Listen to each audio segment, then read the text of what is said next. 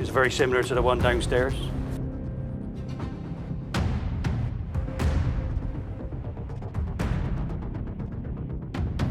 Cannabis अब कई देशों में वैध है, जिसमें कनाडा अग्रणी है। लेकिन जैसे जैसे यह अधिक उपलब्ध होता जा रहा है, लत की एक नई लहर उभर रही है। वैश्विक स्तर पर लोगों के लिए इसका क्या मतलब है? आइए भांग के वैधीकरण और लत की जटिल वास्तविकता का पता लगाएं।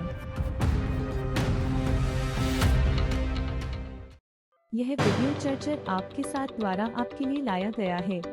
अपडेट रहने के लिए सब्सक्राइब करना और नोटिफिकेशन घंटी दबाना न भूलें। भांग का इतिहास एक आकर्षक यात्रा है जो विभिन्न सभ्यताओं, चिकित्सा खोजों, सांस्कृतिक प्रथाओं और कानूनी बहसों के माध्यम से हजारों वर्षों तक फैली हुई है।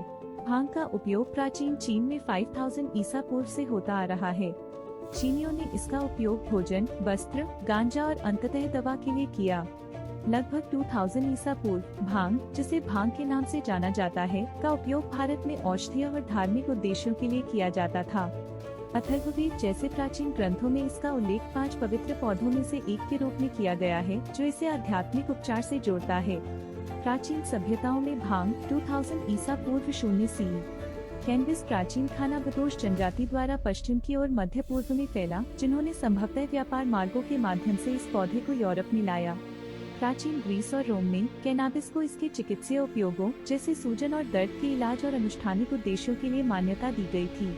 जैसे जैसे व्यापार का विस्तार हुआ, वैसे वैसे भांग का भी विस्तार हुआ, जो बाद में यूरोपीय उद्योग का अभिन्न अंग बन गया, लेकिन एक मनोसक्रिय पदार्थ के रूप में कम। 1500 के दशक की शुरुआत में गांजा स्पेनिश उपनिवेशवादियों के साथ अमेरिका पहुंचा। औपनिवेशिक अमेरिका में गांजा की खेती को प्रोत्साहित किया गया, खासकर रस्सी और पाल बनाने के लिए। 18वीं शताब्दी तक भांग मुख्य रूप से भांग के रूप में एक महत्वपूर्ण फसल थी।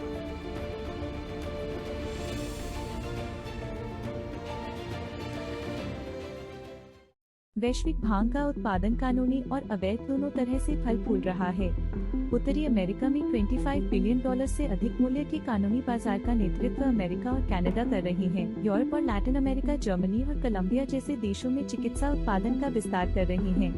कुछ क्षेत्रों में वैधीकरण के बावजूद अवैध बाजार बड़े पैमाने पर बना हुआ है, जिसका अनुमान वैश्विक स्तर पर $150 बिलियन है।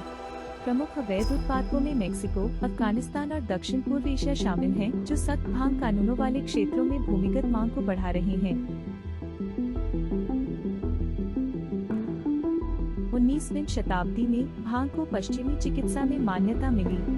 भारत में कार्यरत आयरिश चिकित्सक विलियम ओशॉगनेसी ने 1830 के दशक में ब्रिटेन में विभिन्न बीमारियों के इलाज के लिए भांग की शुरुआत की। कैनबिस अर्ध पश्चिमी फार्मेसियों में आम हो गया और यूएस फार्माकोपिया में माइग्रेन, दर्द और अनिद्रा जैसी स्थितियों के इलाज के रूप में सूचीबद्ध किया गया। 20वीं सदी की शुरुआत में अमेरिका में मनोरंजक भांग का उपयोग बढ़ गया, विशेष रूप से दक्षिणी राज्यों में मैक्सिकन आप्रवासियों द्वारा लाया गया, जिससे नस्लीय भांग विरोधी भावना पैदा हुई। इसकी परिणति 1937 के मारिहुआना टैक्स अधिनियम के रूप में हुई, जिसने देश भर में भांग को प्रभावी ढंग से अपराध घोषित कर दिया। 1960 के दशक में भांग कार्यकर्ताओं और युवाओं द्वारा अपनाया गया एक प्रतिसंस्कृति प्रतीक बन गया, जिससे 1970 के दशक तक कुछ राज्यों में गैर अपराधीकरण के प्रयास शुरू हो गए, हालांकि यह संघीय रूप से अवैध रहा। 1980 और 90 के दशक में एड्स महामारी के दौरान रोगियों के बीच दर्द से राहत और भूख बढ़ाने के लिए भांग का चिकित्सीय उपयोग नए सिरे से शुरू हुआ। 1996 में कैलिफोर्निया मेडिकल कैनबिस को वैध बनाने वाला पहला अमेरिकी राज्य बन गया, जिसने पूरे देश में समान कानूनों को प्रेरित किया और वैश्विक धारणाओं को बदल दिया। कनाडा ने 2001 में मेडिकल कैनबिस को विनियमित करके एक अंतर्राष्ट्रीय मिसाल कायम की।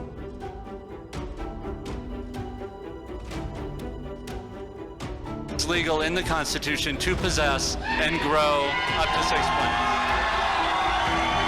It will not be repealed on a whim. 2012 में कोलोराडो और वॉशिंगटन मनोरंजक भांग को वैध बनाने वाले पहले अमेरिकी राज्य बन गए। तब से कई अमेरिकी राज्यों ने इसका अनुसरण किया है। अक्टूबर 2018 में कनाडा देश भर में मनोरंजक भांग को वैध बनाने वाला पहला G7 राष्ट्र बन गया, जिसका लक्ष्य उत्पादन को नियंत्रित करना, काले बाजार की बिक्री को कम करना और सार्वजनिक सुरक्षा सुनिश्चित करना है। जबकि उरुग्वे, मेक्सिको जैसे देश और यूरोप और अफ्रीका के कुछ देश वैधीकरण या गैर अपराधीकरण की ओर बढ़ गए हैं और कई देशों में चर्चा जारी है। minutes after the clock has struck 12 and marijuana is officially legal. October 2018 Canada के लिए एक ऐतिहासिक क्षण था। यह मनोरंजक भांग को वैध बनाने वाला पहला G7 देश बन गया। आर्थिक विकास, सुरक्षा और प्रगतिशील दवा नीति की दिशा में एक साहसिक कदम। फिर भी सभी बड़े बदलावों की तरह इस निर्णय का प्रभाव जितना दिखता है उससे कहीं अधिक गहरा है। आज हम कनाडा में भांग की लत के बढ़ने, युवाओं, मानसिक स्वास्थ्य और समाज पर इसके प्रभावों के साथ साथ देश की सार्वजनिक स्वास्थ्य प्रतिक्रिया का पता लगाएंगे। क्या कानूनीकरण एक जीत या एक चेतावनी की कहानी है? Canada's largest cannabis trade show. So this machine right here rolls 100 joints in 2 minutes. Scores of vendors are here showing off their best stuff. So we've got some hemp water, some hemp sparkling water, and we also have some hemp energy shots. Flax papers, wood papers, rice papers, hemp papers, and it's pretty good. It's wonderful. Every kind of product you can imagine, all the new innovations that are coming out in the industry, it's beautiful. And each spray is 2.5 milligrams under the tongue. So it's a microdose for shake and spray and smile. You just put it right on your tongue. Yeah. There are already वैधीकरण के बाद से Canada के भांग बाजार में विस्फोट हुआ है। Licence प्राप्त औषधालय हर जगह हैं, जो सूखे फूलों और तेलों से लेकर खाद्य पदार्थों और उच्च शक्ति वाले सांद्रणों तक सब कुछ प्रदान करते हैं। इससे एक बड़ी आर्थिक वृद्धि हुई है। 2022 तक उद्योग ने अर्थव्यवस्था में लगभग $15 बिलियन का योगदान दिया था। 2018 में कैनबिस वैधीकरण के बाद से कनाडा में स्टोर संख्या में तेजी से वृद्धि देखी गई है, खासकर ओंटारियो में, जो अब अपनी खुली बाजार प्रणाली के कारण 1400 से अधिक स्टोर के साथ अग्रणी है। अल्बर्टा महत्वपूर्ण विस्तार के साथ आगे है, जबकि न्यू ब्रंसविक और नोवा स्कोटिया जैसे प्रांतों ने सरकारी नियंत्रण के साथ स्थिर संख्या बनाए रखी है। बाजार क्षेत्रीय मांगों के अनुरूप प्रांतों में विविध विकास दर को दर्शाता है। इस धारणा के बावजूद कि भांग प्राकृतिक और गैर नशे की लत है, हाल के अध्ययन एक अलग तस्वीर पेश कर रहे हैं। कनाडा में कैनबिस का उपयोग करने वाले लगभग 5 में से 1 युवा वयस्क कैनबिस उपयोग विकार या COD के लक्षणों की रिपोर्ट करता है। इसमें कटौती में कठिनाई, अन्य जिम्मेदारियों पर भांग को प्राथमिकता देना और नकारात्मक प्रभावों के बावजूद इसका उपयोग जारी रखना शामिल हो सकता है। COD अन्य नशीले पदार्थों की तरह चिड़चिड़ापन, अनिद्रा और लालसा सहित वापसी के लक्षणों के माध्यम से प्रकट हो सकता है। Parents and myself were all convinced that his marijuana use caused him to develop schizophrenia. And it sticks with you. I mean, fortunately, he ended up graduating from GW University with honors, but he has chronic auditory hallucinations. Who start around pre-adolescence, 13 to 15 years of age, tend to develop very severe deficits. And these include a very high incidence of neuropsychiatric disorders like schizophrenia and attention deficit disorders, as well as long-term and permanent reductions in intelligence as measured by IQ tests. विकसित देशों की तुलना में Canada के युवाओं में भांग के उपयोग की दर सबसे अधिक है, भले ही यह नाबालिगों के लिए अवैध है। वैधीकरण के बाद किशोरों के बीच एक सुरक्षित पदार्थ के रूप में भांग के बारे में धारणा बढ़ गई है, लेकिन युवा विकासशील दिमागों के लिए शुरुआती भांग का उपयोग महत्वपूर्ण जोखिम पैदा करता है। कैनबिस का उपयोग आमतौर पर किशोरावस्था के दौरान शुरू होता है। कनाडा में ग्रेड 7 से 12 to 18 वर्ष की आयु के 18% छात्रों ने 2018-19 में पिछले साल भांग के उपयोग की सूचना दी, जिसमें ग्रेड 7, 12 to 13 वर्ष की आयु के 2% छात्र और उनमें से 4% शामिल हैं। ग्रेड 8 में आयु 13 to 14 वर्ष।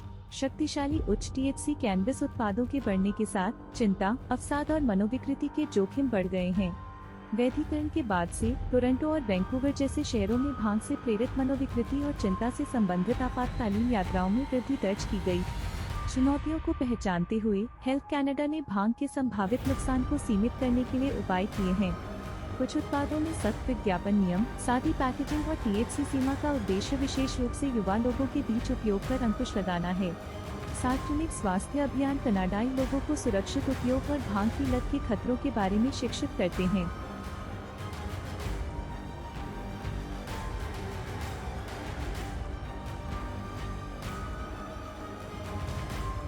कैनबिस वैधीकरण के साथ कनाडा की यात्रा अभी खत्म नहीं हुई है। जैसे जैसे इस नीति के प्रभाव सामने आते रहेंगे, आर्थिक हितों और सार्वजनिक स्वास्थ्य के बीच संतुलन बनाना महत्वपूर्ण होगा। विशेषज्ञ विनियमन के लिए एक मजबूत, साक्ष्य आधारित दृष्टिकोण अपनाने का सुझाव देते हैं, जिसमें सख्त क्षमता सीमा से लेकर लत के जोखिमों पर बेहतर शिक्षा तक शामिल है। यदि आपने वीडियो का आनंद लिया है तो कृपया अपडेट रहने के लिए लाइक बटन दबाने, सदस्यता लेने और नोटिफिकेशन चालू करने पर विचार करें। मानव मस्तिष्क अस्तित्व में सबसे जटिल और शक्तिशाली उपकरणों में से एक है।